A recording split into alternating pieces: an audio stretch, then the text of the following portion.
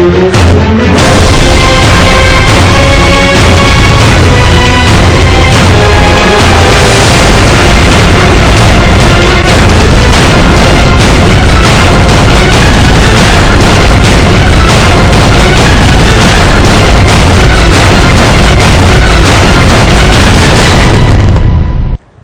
علیکم ویورز، آپ پروگرام دیکھ رہے ہیں براس ٹیکس اور میں ہوں آپ کی ہوسٹ معروف قریشی. ہمارے ساتھ موجود ہیں ہمارے اینالسٹ جناب زید حامد صاحب. السلام علیکم سر. ویورز، براس ٹیکس میں خلافت راشدہ کا سلسلہ جاری ہے. آج اس سلسلے کی 8ویں کڑی یعنی 8th ایپیسوڈ ہے. ہم نے اپنی لاسٹ ایپیسوڈ میں جو کانسیپٹ ڈسکس کیا خلافت راشدہ کے حوالے سے وہ شورا کا کانسیپٹ تھا یا شورائیت جسے ہم کہتے ہیں، جس کا ہمیں بہت ہی زبردست فیڈ بیک آپ کی جانب سے موصول ہوا ہے. آج اسی سلسلے کو آگے بڑھاتے ہوئے ہم ڈسکس کریں گے سیاسی ماڈل یا پولیٹیکل ماڈل کو جو اس وقت دنیا میں پریویل کر رہے ہیں، اور ساتھ ہی ساتھ جن کا تعلق تھوڑا بہت زید صاحب جو ہے خلافت راشدہ میں جو سیاسی ماڈل تھا اس کو بھی ہم آگے ڈسکس کریں گے. پلیز دیکھیے معروف، یہ بات ہم بار بار ایمفسائز کر رہے ہیں کہ جو خلافت راشدہ کا پولیٹیکل اور اکنامک اور سوشل ماڈل ہے وہ اتنا حیرت انگیز ہے، اتنا مقدس ہے، اتنا سیکرڈ ہے، اتنا ڈیوائن ہے کہ اس کی کوئی مثال دنیا کا کوئی ماڈل دے ہی نہیں سکتا.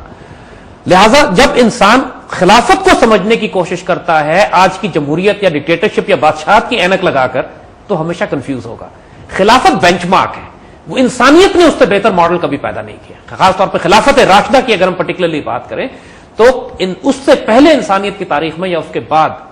اس سے بہتر انسان، اس سے بہتر نظام، اس سے بہتر political, social, economic, judicial system کائنات میں پیدا ہی نہیں ہوا.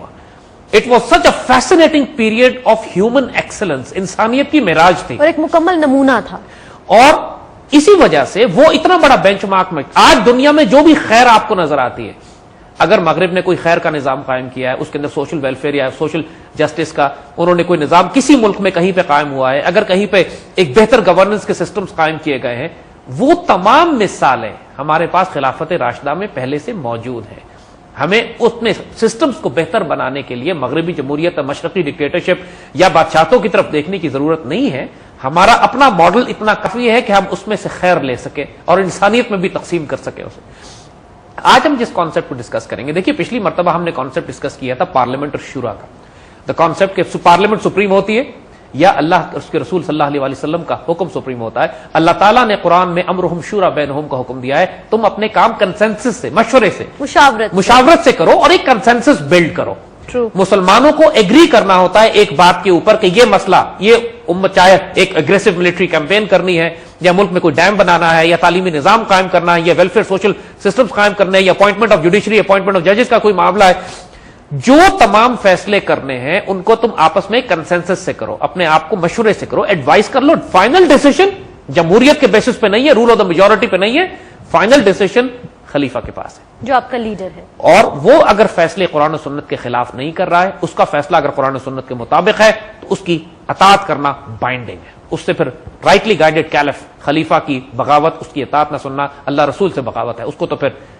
وہ تو دین کے دائرے سے باہر جاتا ہے. بالکل. آج ہم ایک حیرت انگیز کانسیپٹ جو ڈسکس کرتے ہیں، اسی ہوتا یہ ہے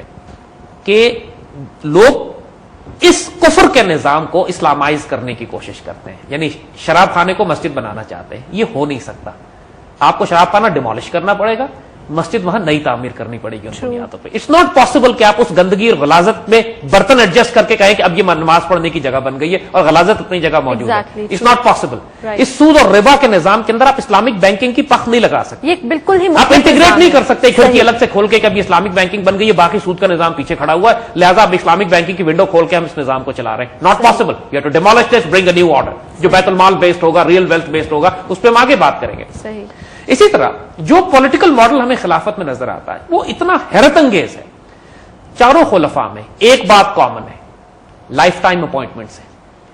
یعنی جتنے جو خلیفہ اپوائنٹ ہوتا ہے اگر وہ رائٹلی گائیڈڈ ہے، اگر وہ اللہ رسول کے حکم کے مطابق چلا رہے ہیں. دیکھیے حضرت بکر صدیق، حضرت عمر، عثمان، علی سب نے ایک ہی بات کہی آنے کے بعد، جب تک میں اللہ رسول کے حکم پر چل رہا ہوں اور تم کو اللہ رسول کے حکم پر چلا رہا ہوں، تم کو میری اطاعت کرنی ہے. جب میں ڈیوینٹ ہونے لگوں، جب میں بگڑنے لگوں، تم مجھے سیدھا کر دینا، مجھے ایڈوائز کرنا، مجھے گائیڈ کرنا واپس اللہ رسول کے راستے پر. جہاں پر شرائعت کا کانسیپٹ آ رہا ہے، جو کانسیپٹ ہے، جو وزڈم ہے لیڈرشپ کی دین میں، وہ یہ ہے کہ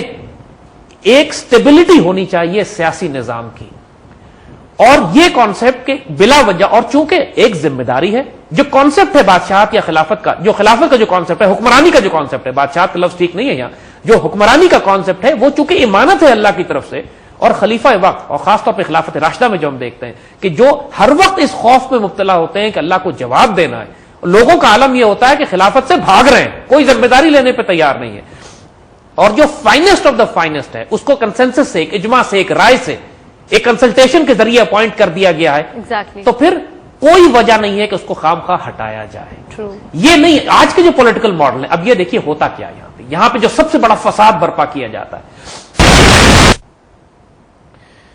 دوسرا کانسیپٹ جو کہ خلافت کے اندر ہے وہ یہ کہ جب پورے معاشرے کو ایزیوم کیا جاتا ہے، یہ بات انڈرسٹوڈ ہے، یہ بات کہ تمام معاشرہ ایک آبجیکٹو ہے، اس کا ایک مقصد حیات ہے، ایک اللہ، ایک رسول، ایک قرآن، ایک آبجیکٹو، اور ان سب کا فوکس جو ہے ملت اسلامیہ کی بہتری اور فلاح، کسی اور آئیڈیالوجی اور کسی اور ازم کی خلافت میں کوئی گنجائش نہیں ہے۔ صحیح، یعنی وہ گمراہ کو نقید ہے۔ اگر آپ خلافت راشدہ کی مثال لیں اور اس کے بعد کوئی ضرورت ہی نہیں ہے، یعنی یہ کانسیپٹ نہیں ہے کہ ایک شخص اپنا گروہ بنا کے کہے کہ میں لیٹن اور گریک آئیڈیالوجی لے کر آ رہا ہوں، ایک کہے کہ میں ڈیموکریسی لے کر آ رہا ہوں، ایک کہے میں سوشلزم لا رہا ہوں، ایک میں ڈکٹیٹرشپ لے کر، اور ایک اسلامی پارٹی بھی ہو، اور آپس میں کھڑے ہو کے یہ لڑیں۔ ان خلافت راشدہ کے پیریڈ میں جو ہم دیکھتے ہیں، دیکھیے ایک بات بالکل ڈیسائسو، جب فیصلہ کر لیا گیا کہ حکم اللہ رسول کا ہے، بالکل اب کسی کی مرضی نہیں، پھر گول ایک ہی ہے، پھر کسی کی مرضی نہیں چلے، کسی قسم کے ازم کی، کسی سیاسی جماعت کی، کسی مذہبی جماعت کی گنجائش نہیں ہے، چونکہ مذہبی اور سیاسی جماعتیں جو آج کی ڈیموکریسی میں ہم دیکھتے ہیں، یہ مذہبی اور سیاسی فرقے بن جاتے ہیں، امت کو توڑ کے رکھ دیا۔ پوری خلافت راشدہ میں ایک چیز آپ کو کامن نظر آتی ہے، خلافت لائف ٹائم اپوائنٹمنٹ۔ صحیح، حضرت ابوبکر صدیق نے انتقال فرمایا، حضرت عمر شہید کیے گئے، حضرت عثمان شہید کیے گئے، حضرت علی شہید کیے گئے، اپوائنٹمنٹ لائف ٹائم، ان کے بعد اگلا خلیفہ آیا جو بھی، کوئی سیاسی اور مذہبی جماعت نہیں ہے اس پورے پیریڈ میں، جو چین سے لے کر یورپ تک تقریباً خلافت اسلامیہ پھیل چکی ہے، کم از کم کروڑا افراد اس کے اندر رہتے ہیں، سب کا آبجیکٹو ایک ہے، سب ایک ملت کے ہیں، ایک خلافت کے شہری ہیں، کوئی سیاسی فساد، کوئی مذہبی فساد، کسی قسم کی سیاسی گروہ بندیاں جہاں پہ ہوئی ہیں وہ پرابلم ہوئی ہے، اور وہ دکھایا بھی گیا ہے اس پیریڈ میں، اس سارے اختلافات کو دکھا کے کہ جب تم سیاسی گروہ بندیاں کرو گے، جب تم پولیٹیکل اپوزیشن قائم کرو گے، جس طرح حضرت علی رضی اللہ تعالیٰ عنہ کی خلافت کو ایکسپٹ نہیں کیا شام والوں نے، اور لہذا جب بھی پولیٹیکل اپوزیشن بنی، کانفلکٹ ہوا، ڈس انٹیگریشن مطلب پیدا ہوئی، امت تقسیم ہونا شروع ہوئی۔ صحیح، تو جو ثابت کر دیا گیا کہ آئندہ کوئی بھی پولیٹیکل ماڈل قیامت تک جس کے اندر خلافت یا مرکز کو ایکسپٹ نہ کیا جائے، جس میں پولیٹیکل اپوزیشن کا، ایکچولی پولیٹیکل اپوزیشن کا جو کانسیپٹ ہے حرام ہے دین میں، ایکچولی یہ کانسیپٹ کہ سیاسی اور مذہبی جماعتیں بنی ہوئی ہوں اور مختلف ازمز اور آئیڈیالوجی پر ہوں، یہ پورا کانسیپٹ بھی حرام ہے۔ یہ سیاسی جماعتیں ایک سوشلزم کی بات کر رہی ہے، ایک سرخ جھنڈا لے کے گھوم رہی ہے، پاکستان کی سیاسی جماعتیں ہیں نا اس طرح، یہ بہت اہم بات کی زید صاحب، یہ اتنا کریٹیکل ایلیمنٹ ہے کہ یہ پورا الیکشن کا نظام جو پاکستان میں قائم ہے، اس لیے کہ اگر کوئی جماعت اسلام اور پاکستان کی آئیڈیالوجی پہ یقین نہیں رکھتی، یہ ہمارے کانسٹیٹیوشن میں بھی لکھا ہوا ہے، تو یہ نظام ہی آبسلیٹ ہو یہ جاتا ہے۔ ہمارے کانسٹیٹیوشن میں بھی لکھا ہوا ہے آرٹیکل 63 اور 64 میں کہ کوئی شخص نیشنل اسمبلی کا ممبر نہیں بن سکتا جب تک وہ قرآن اور سنت اور اسلامک آئیڈیالوجی اور پاکستان کی آئیڈیالوجی پر آنکھ بند کر کے کامل یقین نہ رکھتا،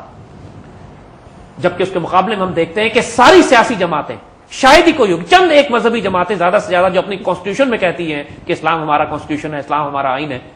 باقی تو سارے ازمز لے کر آئی ہوئی ہیں۔ ایگزیکٹلی، کوئی کہتا ہے، یعنی لٹرلی 70s میں نعرہ یہ تھا بڑی بڑی جماعتوں کا کہ اسلام ہمارا مذہب ہے، سوشلزم ہماری معیشت ہے، اس سے بڑا کفر اور شرک اور کیا ہوگا کہ اسلام کے بعد آپ کو کسی اور اکنامک ماڈل کی ضرورت ہے، دین کے نام کو یہ بڑی بڑی سیاسی جماعتوں کو یہی مذاق بنا ہوا ہے۔ صحیح، کوئی اپنے آپ کو سیکولر جماعت کہتی ہے، کوئی اپنے آپ کو کہتے ہیں کہ ہم لبرل اور انلائٹنڈ ہے، کوئی کہتے ہیں ہم سوشلسٹ ہیں، کوئی مارکسسٹ ہیں، کوئی سب نیشنلسٹ ہیں، کوئی قومیت کی بنیاد پہ، کوئی لسانیت کی بنیاد پہ۔ اب مجھے بتائیے خلافت راشدہ کا سسٹم کو اگر آپ رول ماڈل لیتے ہیں، ہوتا کیا ہے، اس کے نتیجے میں وہ ہوتا ہے جو ہمارے ملک میں ہو رہا ہے۔ یہ ماڈرن ڈیموکریسی کا سب سے بڑا فساد جو کائنات میں برپا کیا جاتا ہے، جس کے ذریعے یہ قوموں کو توڑتے ہیں، ڈیوائڈ اینڈ رول کا جو کانسیپٹ ہے، یہ نیشنل ڈس انٹیگریشن کو سپورٹ کرتی ہے کہ ایک حکومت بیٹھی ہوئی ہے اور خواہ میں ایک پولیٹیکل اپوزیشن بیٹھی ہوئی ہے، جو دونوں کا آبجیکٹو ایک دوسرے کی ٹانگ گھسیٹنا ہے،